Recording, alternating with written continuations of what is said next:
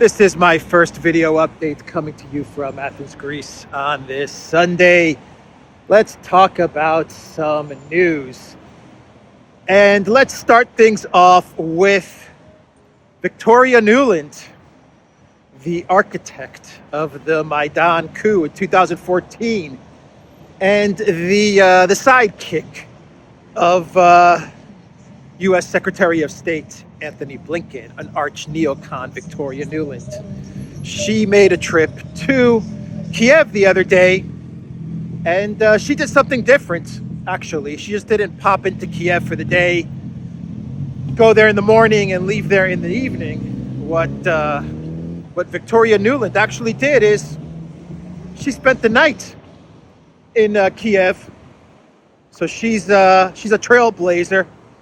She's now starting a new trend, which is politicians and world leaders are now going to have to spend the night in Kiev with Elensky and his crew.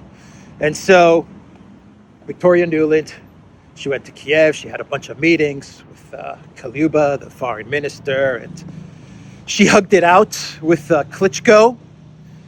And you remember Klitschko, the mayor of Kiev, who Victoria Nuland talked about with Jeffrey Pyatt during their now infamous 2014 coup d'etat phone call, where they were actually considering Klitschko to be the presidente of their new Ukraine, and then they decided on putting in place Yatsenyuk.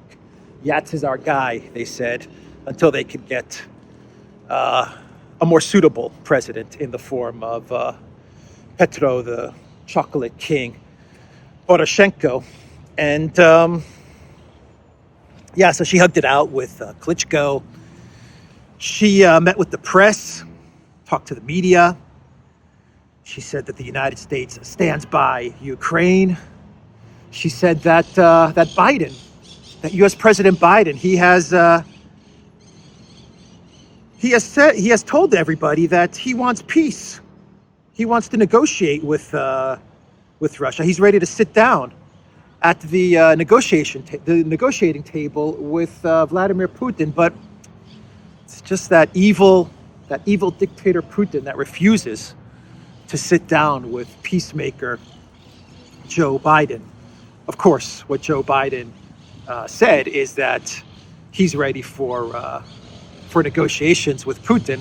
This is what he said when he was meeting with Macron the other day, that sure, he'll sit down at the table with Putin as long as Putin retreats from everywhere, gives up Crimea, gives it all up, retreats, surrenders, and admits defeat at the hands of Bidenopoulos, Greece's favorite son. He said that, I'll sit down with Putin if he does all of those things. That's pretty much what he says. I'm exaggerating things a bit, but that was what Biden said. I'll sit down with Putin if he admits defeat. So that's another thing that Victoria Nuland said to the media, that Biden is the man who's looking for negotiations, but it's just that evil Putin just doesn't want to sit down with us.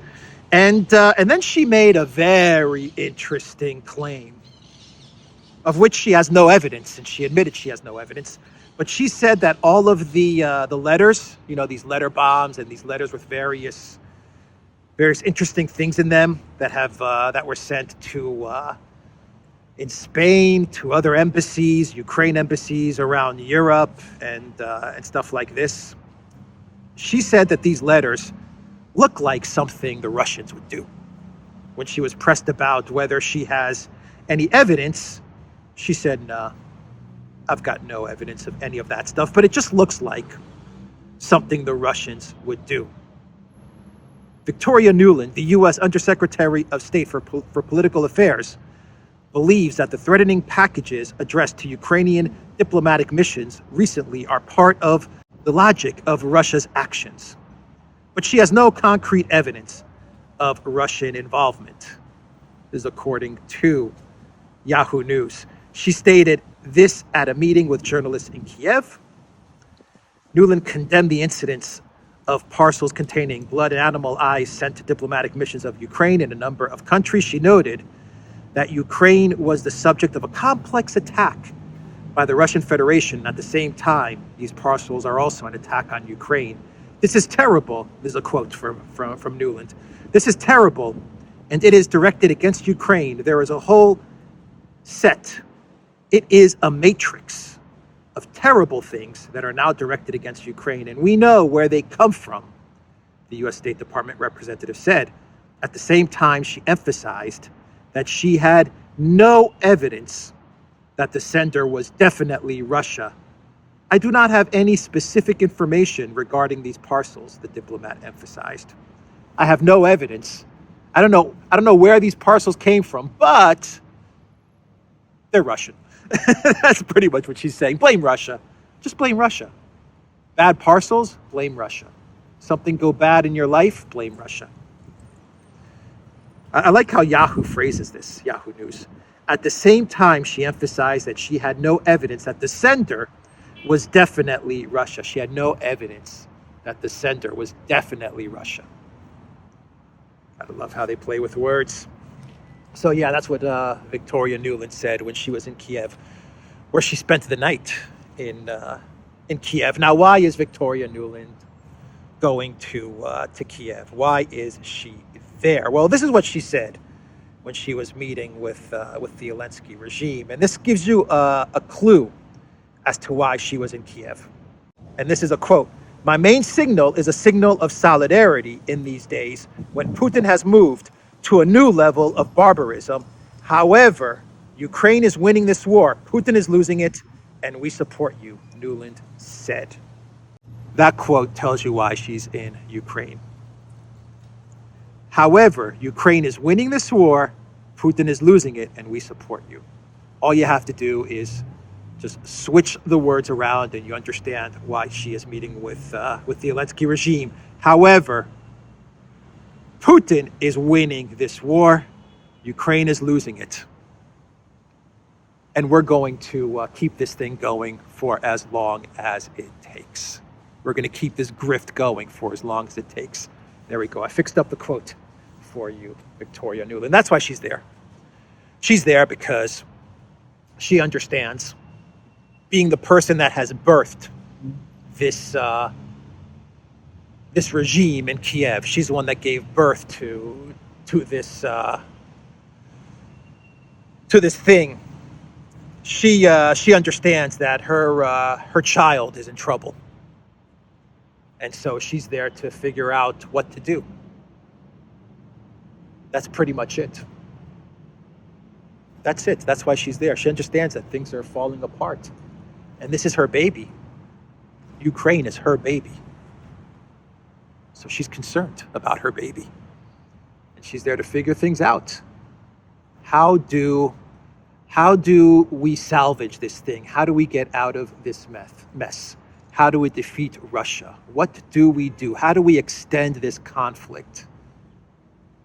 What do we do? This is why she's there. So that was Nuland's trip to Ukraine.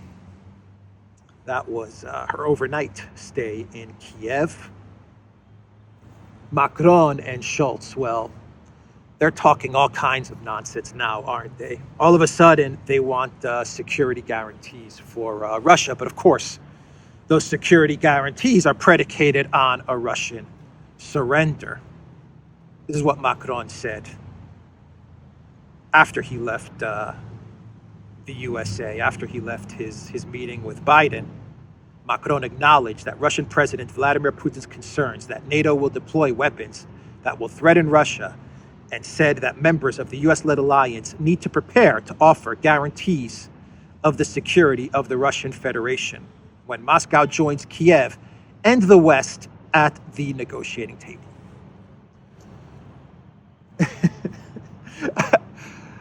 And Olaf Scholz said pretty much the same thing. Olaf Scholz said we can't go back to pre-2022.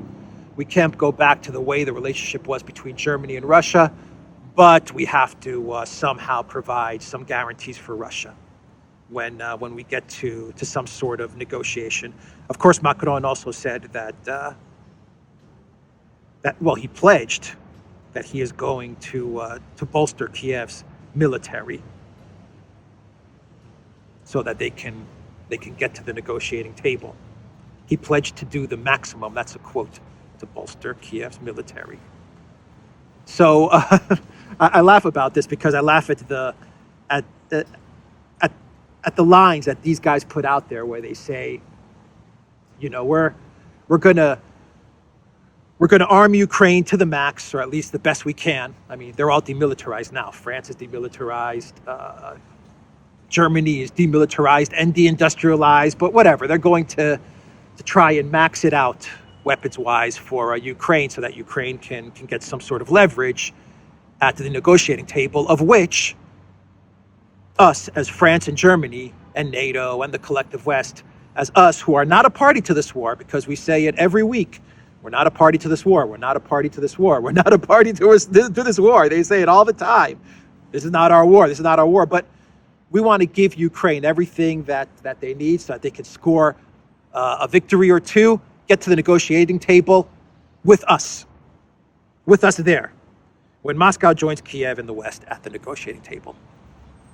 So, I mean, if you're not a party to the war, then why do you need to be at the negotiating table?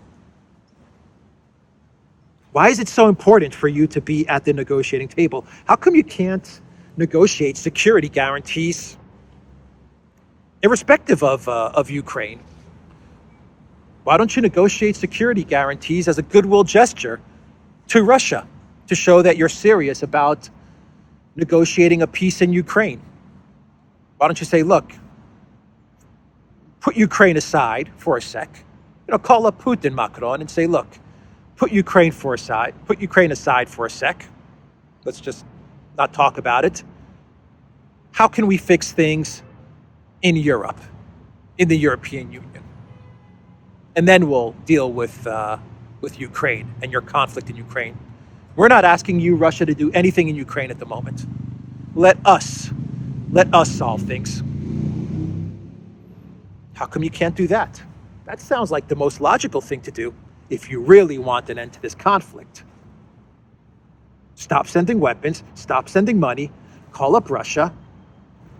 You want to sit at a negotiating table? How come? Why doesn't Europe sit at the negotiating table with Russia and leave Ukraine out of it for now? Talk about rolling back the sanctions. Talk about moving NATO back. Move NATO back. Oh, but NATO's in Ukraine. But wait a minute, I thought that NATO's not a party to the war. But you see, NATO is in Ukraine. You see, there we have a problem. NATO actually is a party to the war. Right? The collective West actually is a party to the war, even though Ukraine is not a part of the European Union and not a part of NATO. And that is why they're always stumbling all over their words. We're not a party to the war, but we want to sit at the negotiating table. We want to find peace. I'm ready for peace with Putin. That's what Biden says. But he has to retreat from everywhere. He has to surrender. He has to give up Crimea. If he doesn't give up Crimea, then, he's not serious about peace. Why would he do that when he's winning? Why would Putin give up anything at this moment in time? I mean, your Undersecretary of State is in Ukraine at this moment, Biden, and she is scrambling to figure something out. That's why she's there. She doesn't go to Kiev and spend the night if Kiev is winning. You don't visit, say, a business. Say you're Apple. I don't know. Just say you're Tim Cook, and your factory is not doing so well in wherever, say in China. Well, you go and visit the factory, see what's up. Why is production down? Why are there strikes? Why is stuff going on? I need to go there and solve it. If things are going well, you have your managers there, you have your people there. Everything is going super. We're making a profit.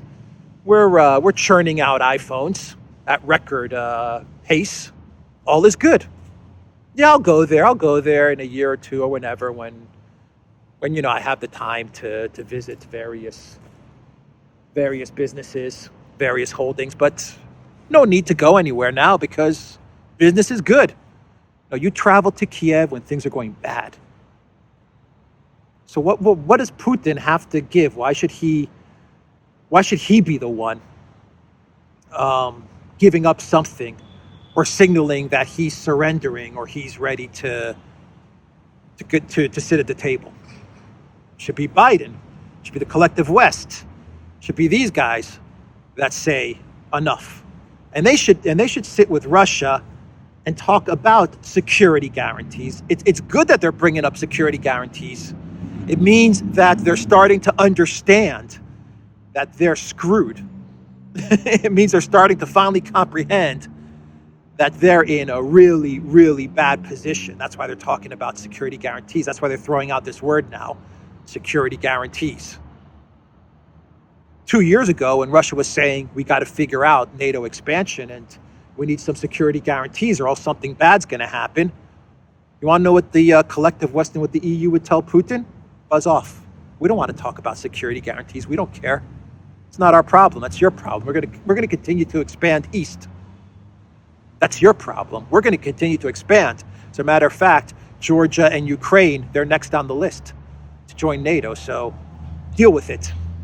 Now they're starting to talk about security guarantees. So that's a positive, but they haven't figured it out yet. And that's what Peskov pretty much told the collective West in his statement, that it's not Russia that has to make concessions because we're not the ones that are losing. It's you guys that have to make concessions because you're the ones that are losing.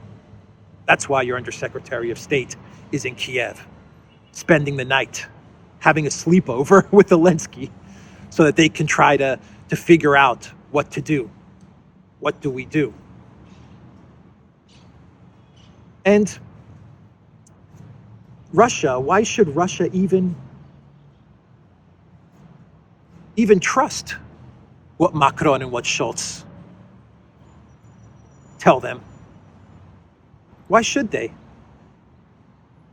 You're going to what? You want to negotiate a settlement? You want to give us some sort of security guarantees, and you're going to honor those security guarantees like you honored NATO expansion after Ronald Reagan, like Bill Clinton honored Reagan's promises that you're not going to move further east, or Bush when he expanded NATO east. That's how you're going to honor your guarantees, or like Minsk 1 and Minsk 2. So I mean, why? On what level does Russia have to trust anything the collective West says? Yeah, we'll give you security guarantees. We'll move NATO back, or we'll give you this and that. Yeah, right. Why? Why should they? I mean, there's no trust there. I mean, the track record of trust is shot. Anyway, so that is the news with Nuland's trip. Macron, Scholz. Putin and Scholz also had a phone call the other day, and Putin tore Scholz a new one, to put it as diplomatically as I can, because it was, did Putin really lay into Scholz in a big, big way. But let's move on. Let's move on then and talk about, what should we talk about? How about Snowden? No, before I get to Snowden, let's talk about weapons, Ukraine weapons that are flooding into Africa. And then I'll get into Snowden, and then we'll wrap the video up. So the Nigerian president of Nigeria, he came out with a statement saying that all of the weapons in Ukraine are now starting to show up in Africa. And he's actually got the receipts. I mean, he's got the evidence and the proof that all of these weapons that the collective West was flooding into Ukraine, well, big surprise, they're now flooding into Africa. So the Nigerian government says that foreign supplied weapons transferred from the West to the Ukrainian government have begun to proliferate in the West African region. The illegal arms have begun to filter to the region, Nigeria's president said. An urgent warning was recently issued by President Buhari himself. An official statement posted on the website of the Nigerian presidency's office said that Buhari urged more vigilance and tightening of security around borders, drawing attention to the increased number of arms, ammunition, and other weapons from the Russia and Ukraine war in the Lake Chad Basin.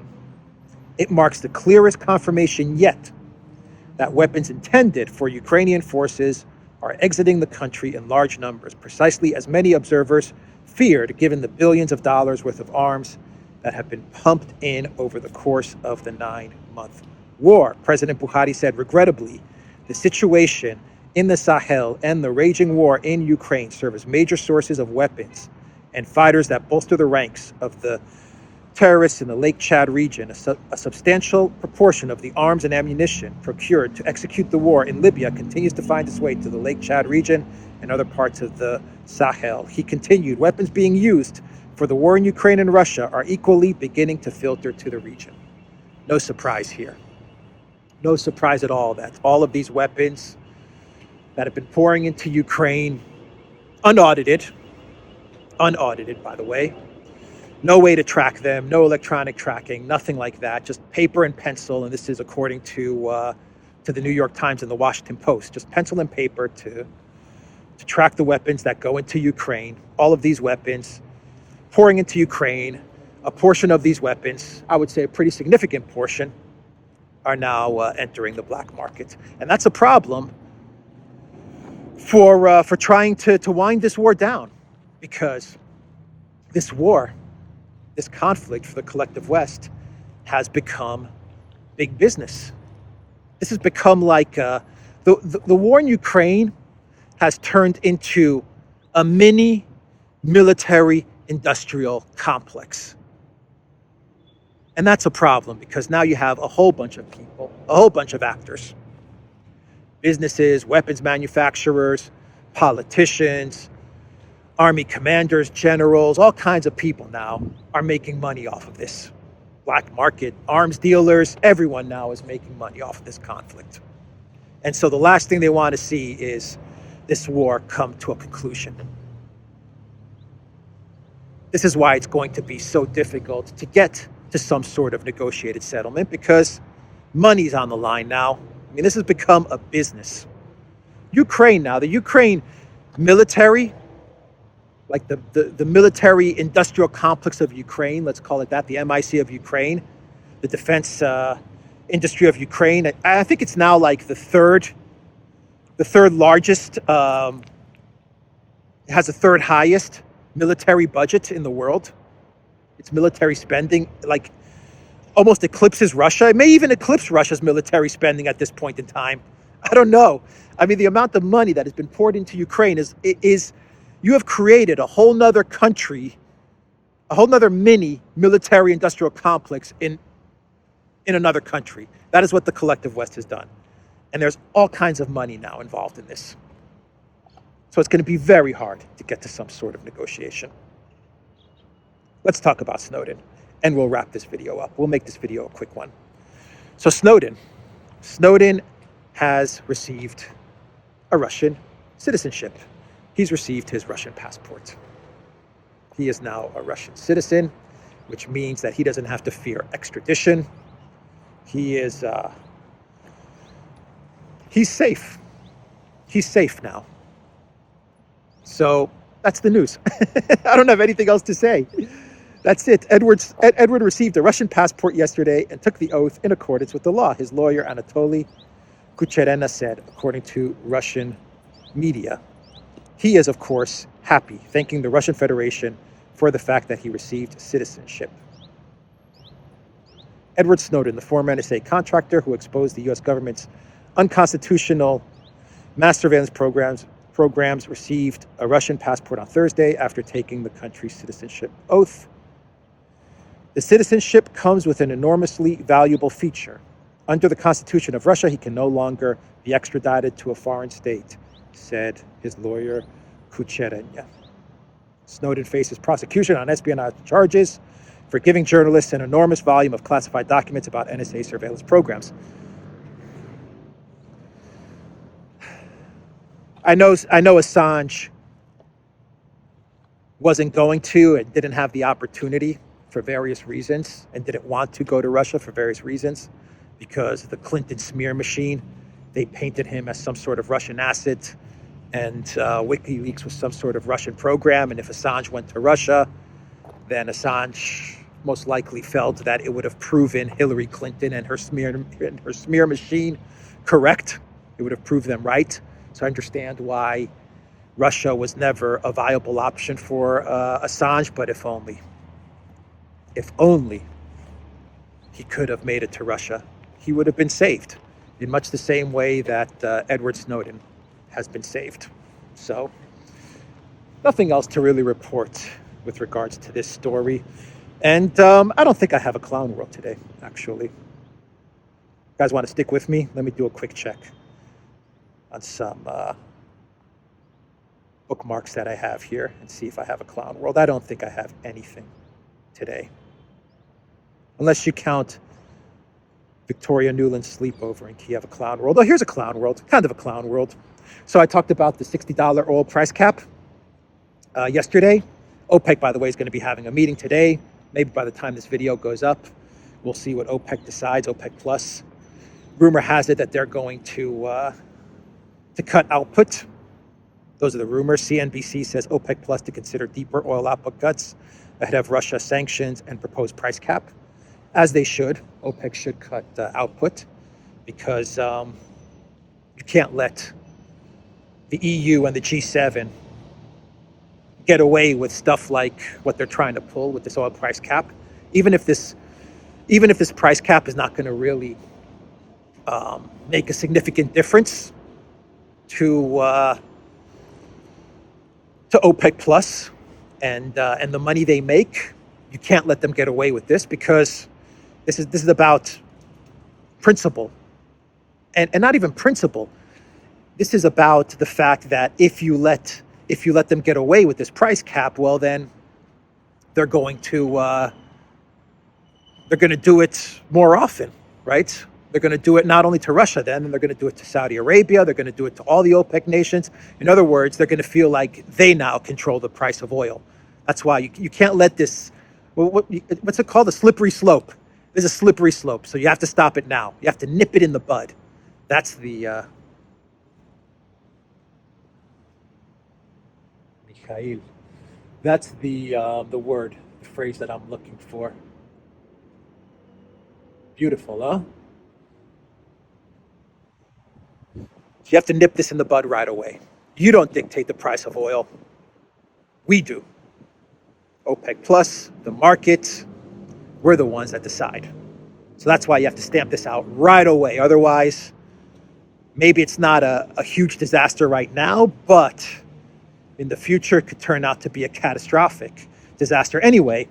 Most likely, you're going to get oil cuts, which is going to raise the price of output cuts, which is going to raise the price of oil, and that's going to be a lesson to the European Union and the G7. But the clown world to all of this is that the clown puppet Elensky himself is upset with the European Union because he feels that the $60 price cap, the price ceiling, is not enough. It's not enough. Elensky has accused Western countries of the frivolous price of the embargo on Russian oil. Quote, the embargo set at $60 a barrel is not a serious challenge for Russia, Elensky said in his video message. He's upset. He really is upset. 60 is not enough. According to Elensky, some countries want to avoid responsible decisions. Elensky wants like what, $1? Just take it for free. Just take it. Get all the oil for free. There shouldn't be a price cap, a price ceiling. It should be zero. That's what it should be. Free oil for everybody. That should be what the EU says. That'll make Elensky happy, right? Well, Elensky wants the oil for free, and then he wants to be able to sell it himself at 100, because he's always looking at some sort of money angle, isn't he? He's always looking at a way to make a profit here and there. But yeah, Elensky's upset. He's upset. They're not They're not being hard enough with Russia. $60 is not a serious challenge to Russia. It doesn't matter what the price is, Elensky, to be quite honest. It doesn't matter if the price cap was set at $200.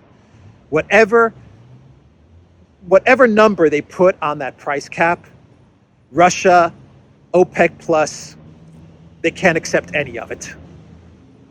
Because you can't accept these guys telling you how to price the product that you have, the commodity that you control. It's unacceptable. So even if the price cap was at 200, that's not the point to all of this.